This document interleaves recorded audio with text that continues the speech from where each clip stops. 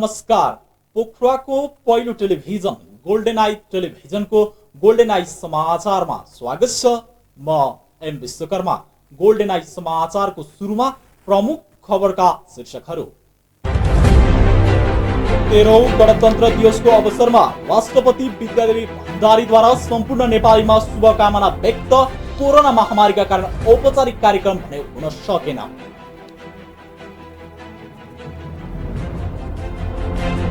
अर्थमन्त्री डाक्टर युवराज खतिवड़ाद्वारा आगामी आर्थिक वर्ष 2077-78 को बजेट संघीय संसदमा पेश। समग्र आर्थिक सूचक सकारात्मक रहेको दावी। कार्यसूचीबाट संविधान संशोधन प्रस्ताव हटेको विषयलाई कांग्रेससँग जोड्न नहुने कांग्रेसको तर्क। पार्टीको निर्णय र धारणालाई जथाभावी व्याख्या नगर्न चेतावनी।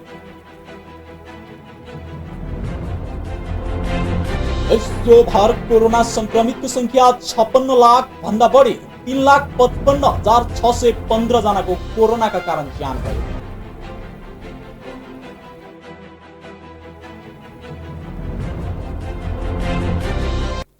गोल्डन आई समाचार अब विस्तारमा।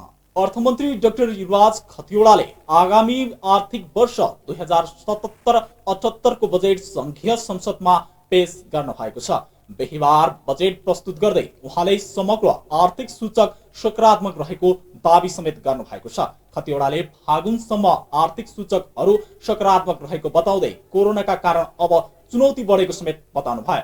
उहाँले विदेशी मुद्रा सञ्चित 11 खर्ब 56 अर्ब पुगेको बताउनु भयो। त्यसैगरी निर्यात 12.9% बढेको बताउँदै खतिवड़ाले आयात घटेको उल्लेख गर्नुभयो।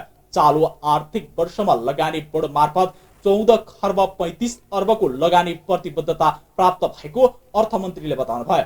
बीमामा पहुँच पुग्नेको संख्या 56 लाखबाट बढेर 70 लाख पुगेको उहाँले बताउनु भयो। सामाजिक र आर्थिक क्षेत्रको प्रगति उत्साहजनक रहेको बताउँदै खतिवड़ाले विद्यालयमा भर्ना दर बढेको समेत जनाउनु भयो। कुल ग्रास्त उत्पादनको अनुमानमा कुल लगानीमा 50% हाराहारी रहेको उहाँले बताउनु भयो। नेपालीको जीवन बचाउने, अर्थतन्त्रमा आशा देखाउने र समृद्धितर्फ केन्द्रित हुने अर्थमन्त्री खतिवड़ाको भनाइ रहेको छ। सडक सञ्जाल विस्तार भएको छ। सूचना प्रविधि तथा आम सञ्चारको माध्यममा सङ्ख्यात्मक र गुणात्मक वृद्धि र विकास भएको छ। निरपेक्ष गरिबी क्रमशः घट्दै गएको छ। असहज परिस्थितिका बीच पनि राष्ट्रिय महत्त्वका राजमार्ग, विद्युत, विमानस्थल र सिँचाइ आयोजनाहरू निर्माण भइरहेका छन्। भूकम्पपछिको पुनर्निर्माणका अधिकांश कार्य सम्पन्न हुने चरणमा पुगेका छन्। वित्तीय सेवाको पहुँच उल्लेख्य बढेको छ। मुलुकभर वाणिज्य ब्याङ्कका थप 1000 भन्दा बढी शाखा विस्तार भएका छन्।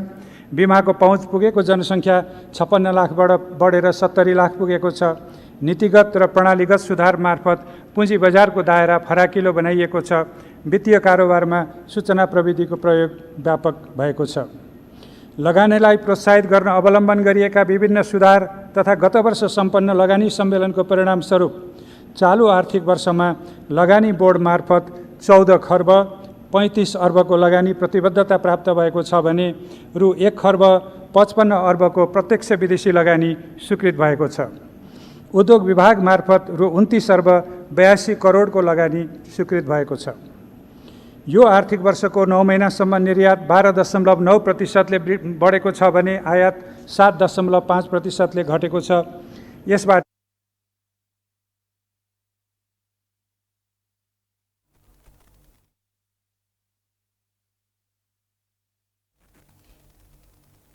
दुई 2065 सालमा संविधान सभाको पहिलो बैठकबाट जेठ 15 गते संघीय लोकतन्त्र गणतन्त्र घोषणा गरिएको थियो।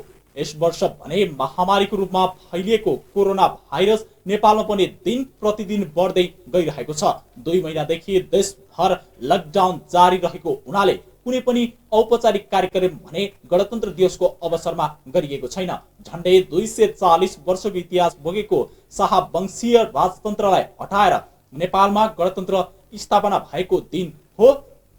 2062 र 63 सालमा भएको जनआन्दोलनले मुलुकमा शताब्दीऔं लामो राजतन्त्रलाई अन्त्य गर्दै मुलुकमा गणतन्त्र स्थापित गरेको थियो। सोही आन्दोलनले सशस्त्र हिंसामा रहेको माओवादीलाई शान्तिपूर्ण राजनीतिको मूलधारमा ल्याएको थियो। संविधान सभा निर्वाचन र त्यसपछि बसेको संविधान सभाको पहिलो बैठकले देशलाई संघीय लोकतान्त्रिक गणतन्त्र घोषणा गरेको थियो। यो घोषणासँगै राजतन्त्रको अन्तिम उत्तराधिकारी राजा ज्ञानेन्द्र शाहीले नारायण हिटीबाट बिदा लिएका थिए। यद्यपि पहिलो संविधान सभाले मुलुकको संघीय गणतन्त्र लगे पनि संविधान बनाउन सकेन। 2072 सालमा दोस्रो संविधान सभाको निर्वाचनले गरिदियो। दोस्रो संविधान सभाले बनाएको संविधान अहिले कार्यान्वयनको क्रममा छ।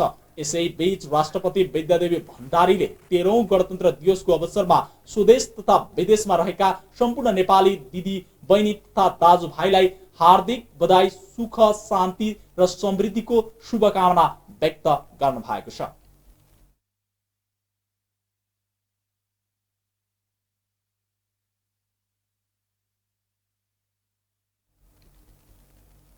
प्रधानमन्त्री केपी शर्मा ओलीले कसैमाथि पनि असमानताको विभेद र छुवाछुतको व्यवहार स्वीकार्य हुन नसक्ने बताउनु भएको छ। 13औं गणतन्त्र दिवसको अवसरमा शुभकामना सन्देश दिनु हुँदै प्रधानमन्त्री ओलीले गणतन्त्रमा जाति, वर्ण, धर्म वा अरू कुनै पनि आधारमा कसैमाथि पनि असमानता, विभेद र छुवाछुतको व्यवहार स्वीकार्य हुन नसक्ने बताउनु भएको हो। गणतन्त्र सामाजिक न्याय र समानताको आधारित समृद्धि सहितको प्रणाली भएको भन्दै उहाँले महिला, दलित, पछाडि परेको कुनै पनि समुदाय माथिका कुनै पनि विभेदहरू सह्य हुन नसक्ने स्पष्ट बनाउनु भयो। उहाँले गणतन्त्रलाई संस्थागत गर्न आधिकारिक अधिकांश समय व्यतीत भएको र यस अवधिमा पनि मुलुकको महत्त्वपूर्ण उपलब्धि हासिल गरेको र वर्षौंदेखि विकास र समृद्धिका सपनाहरूले साकार रूप लिन थालेको धारणा राख्नुभयो। राष्ट्रिय एकता सुदृढ भएको बताउँदै आफ्नो निर्णय आफैले गर्न र आफ्नो विकासको बाटो स्वतन्त्र ढंगले चयन गर्न राष्ट्रको सार्वभौम अभ्यासले नयाँ उचाइ लिएको पनि बताउनु भयो।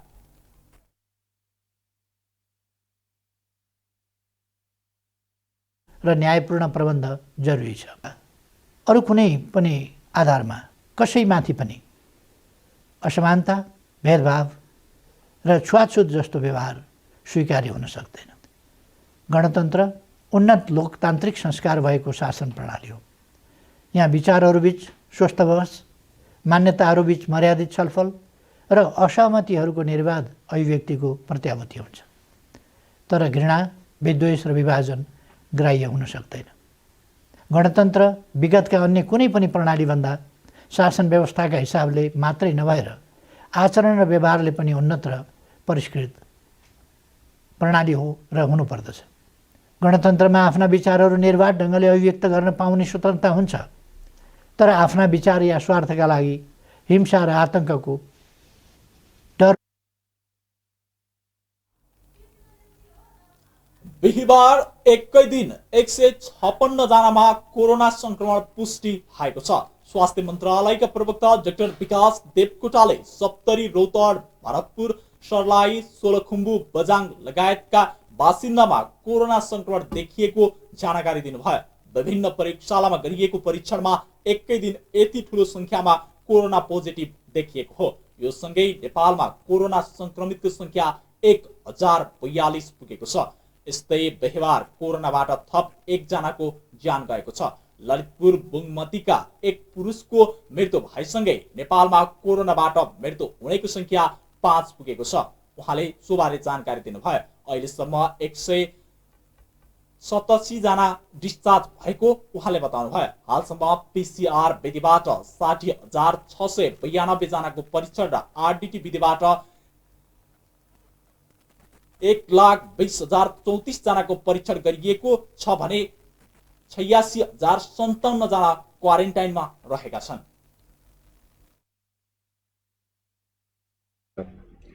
त्यसैगरी सप्तरीका 12 जना हुनुहुन्छ जो 18 देखि 42 वर्ष उमेरका पुरुषहरू नै हुनुहुन्छ।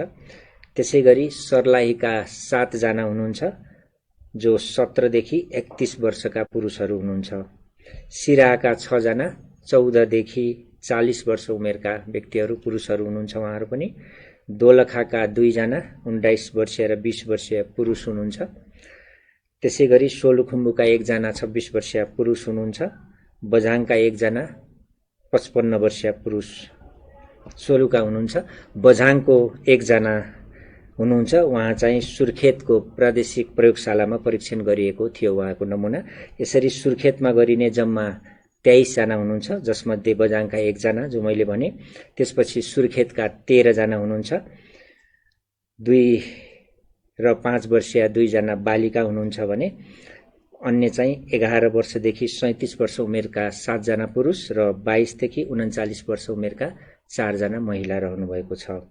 त्यसैगरी 1 जना बोल्न नसक्ने महिला हुनुहुन्छ भन्ने हामीलाई जानकारी आएको छ। त्यसैगरी दैलेखका 8 जना जो 1 जना महिला 20 वर्षीय र 17 देखि 40 वर्ष उमेरका अन्य 7 जना पुरुषहरू हुनुहुन्छ। कुल 23 जनाको प्रादेशिक अस्पताल सुर्खेतको प्रयोगशालामा परीक्षण गरिएको थियो। त्यसैगरी प्रादेशिक प्रयोगशाला गण्डकीमा गरिएको परीक्षणमा 3 जनाको पोजिटिभ आएको छ। उहाँहरू सबै स्याङ्जाका हुनुहुन्छ। 39 वर्षीय महिला र 22 तथा 26 वर्षीय पुरुष हुनुहुन्छ।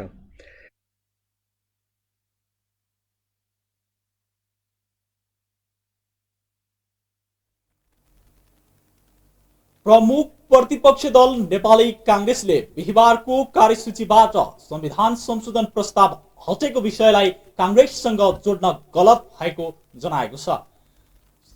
कार्यालय सानेपामा बिहिबार पत्रकार सम्मेलन गर्दै कांग्रेस प्रवक्ता वैश्वप्रकाश शर्माले आफ्नो पार्टीको निर्णय र धारालाई जथाभावी व्याख्या नगर्न चेतावनी समेत दिनुभयो। उहाँले निशान छाप संशोधन गर्ने विषयलाई केन्द्रीय कार्य समितिको बैठकबाट निर्णय गराउने पार्टीको धारणाप्रति अनावश्यक व्याख्या गरिएको तर्क गर्नुभयो। संविधान संशोधनको विषयमा संसदको कार्यसूचीमा राख्दा कांग्रेसलाई सोध्न नपर्ने, हटाउँदा दोष दिने भन्दै उहाँले नेपालको कालापानीबाट भारतीय सेना फिर्ता हुनुपर्ने र भूमि फिर्ता हुनुपर्छ भन्नेमा कांग्रेस प्रष्ट रहेको उल्लेख गर्नुभयो।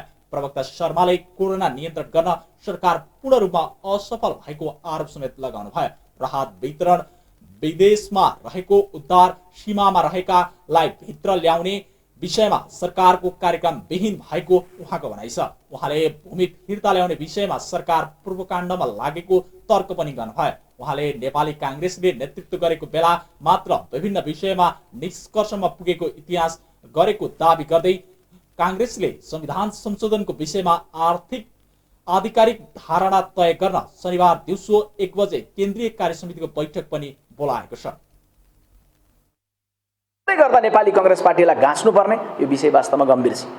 त्यसैले नेपाली कांग्रेस पार्टीको तर्फबाट नेपाली कांग्रेस पार्टीको केन्द्रीय कार्य समितिको बैठकले 17 गते हाम्रो जे धारणा छ यस बीचमा पदाधिकारी बैठकले राखेको, विगतमा पार्टीले निरन्तर राख्दै आएको यी विषयहरूमा नेपाली कांग्रेस पार्टीको जे धारणा हो त्यो धारणालाई हामी संस्थागत रूपमा 17 गतेको बैठकबाट निर्णय गर्नेछौँ। म यो जानकारी गराउन चाहन्छु। नक्सा सार्वजनिक भएको विषय केवल सरकारको या केवल प्रधानमन्त्रीजीको अपेक्षाको, चाहनाको या नेतृत्वको विषय मात्रै होइन। सञ्चार माध्यमदेखि, प्रतिपक्षदेखि, आम नागरिकदेखि, संसदीय समितिदेखि सबैको आग्रह, सबैको सुझाव र दबावपछि सरकार यो नक्साको सन्दर्भमा पुग्यो। त्यसैले नेपाली कांग्रेस पार्टी यहाँनिर प्रस्ट्याउन चाहन्छ, जब जब नेपाली कांग्रेस पार्टीले नेतृत्व गर्छ तब तब विषयहरू, राष्ट्रिय विषयहरू निष्कर्षमा पुगेका छन्।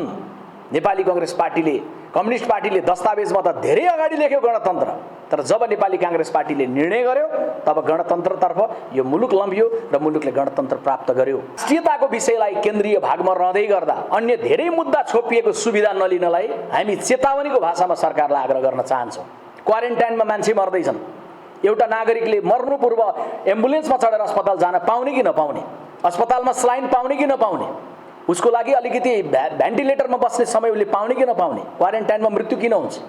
5 जना मृत्यु हुँदै गर्दा अधिकांशको मृत्युपछि मात्र रिपोर्ट किन आउँछ? क्वारेन्टाइन किन गाईको गोठ जस्तो बनाइएको छ? बाहिरबाट ल्याउनेलाई सिमानामा किन परीक्षण राम्रोसँग गरिएको छैन? बस्ने व्यवस्था किन गरिएको छैन? विदेशमा अलपत्र गरेर बसेका लाखौं नेपालीहरूलाई उद्धार गरेर ल्याउने सन्दर्भमा सरकारको नीति तथा कार्यक्रममा किन कुनै दृष्टिकोण आएन? सरकार उद्धार गरेर ल्याउने कुरामा किन गम्भीर छैन? रेमिटेन्सको पैसा खन गर्दै गर्दाखेरि देशले गन्न मिल्ने तर रेमिटेन्स पठाएका नागरिकलाई देश ल्याउने सन्दर्भमा दृष्टिकोण बनाउने कुरामा सरकार किन गम्भीर छैन? परीक्षणको दायरा अहिले पनि किन बढाइएको छैन? पीसीआरको परीक्षण गर्ने कुरामा सरकार किन गम्भीर छैन? सरकार यो भयावह अवस्था बनाउनलाई, यी सारा चित्रलाई, व्यतिथिको चित्रलाई राष्ट्रियताको मुद्दा उठ्दै गर्दा सबै कुरा छोपिन्छ भन्ने भ्रममा छ भने नेपाली कांग्रेस पार्टीको केन्द्रीय कार्यालयबाट औँला ठडाएर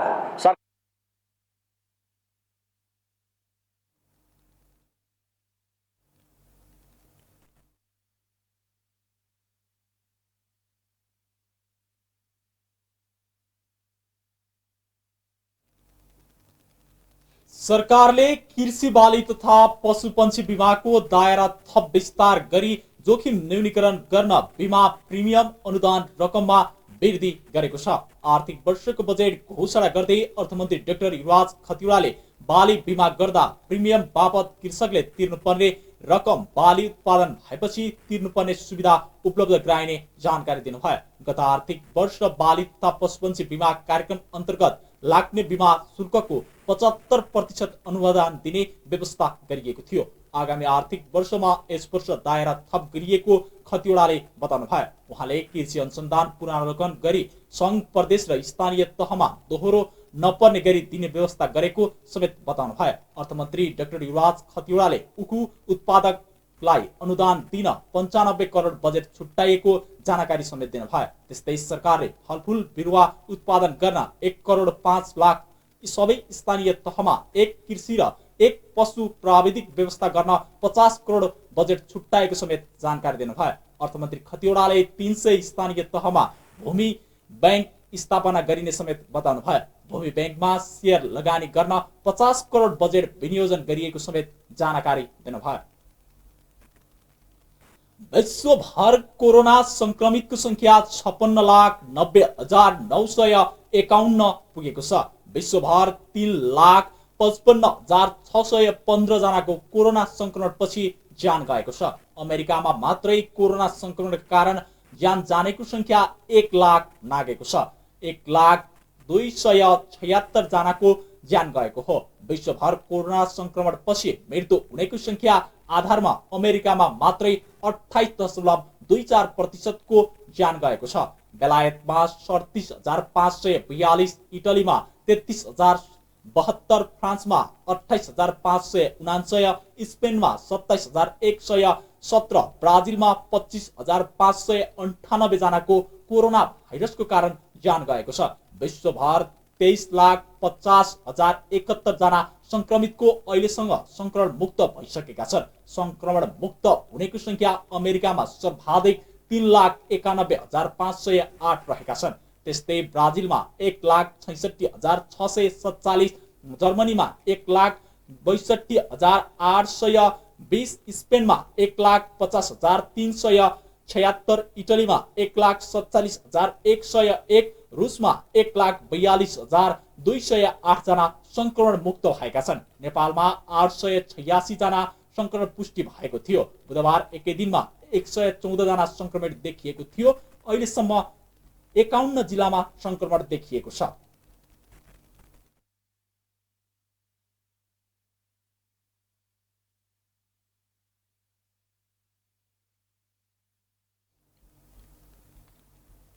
सरकारले जारी गरेको लकडाउन 2 महिनादेखि जारी रहेको छ।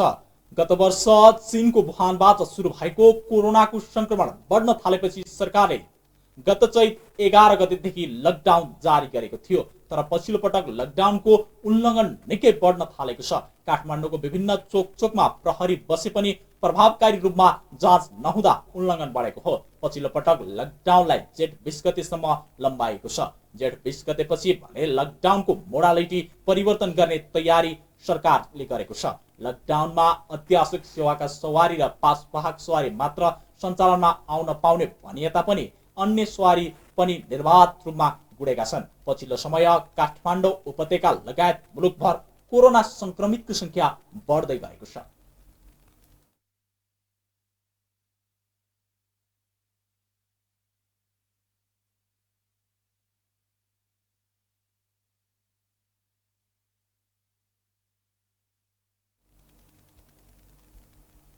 यिनै खबरहरूसँगै हामी गोल्डन आइज समाचारको अन्त्यमा आइपुगेका छौं। अन्त्यमा हेडलाइन्स। 13औं गणतन्त्र दिवसको अवसरमा राष्ट्रपति विद्यादेवी भण्डारीद्वारा सम्पूर्ण नेपालीमा शुभकामना व्यक्त। कोरोना महामारीका कारण औपचारिक कार्यक्रम भने हुन सकेन। अर्थमन्त्री डाक्टर युवराज खतिवड़ाद्वारा आगामी आर्थिक वर्ष 2077-78 को बजेट संघीय संसदमा पेश। समग्र आर्थिक सूचकहरू सकारात्मक रहेको दावी। कार्यसूचीबाट संविधान संशोधन प्रस्ताव हटेको विषयलाई कांग्रेससँग जोड्नु गलत भएको कांग्रेसको तर्क। पार्टीको निर्णय र धारणालाई जथाभावी व्याख्या नगर्न चेतावनी। र विश्वभर कोरोना संक्रमितको संख्या 56,90,951 पुग्यो। 3,55,615 जनाको कोरोनाका कारण ज्यान गयो।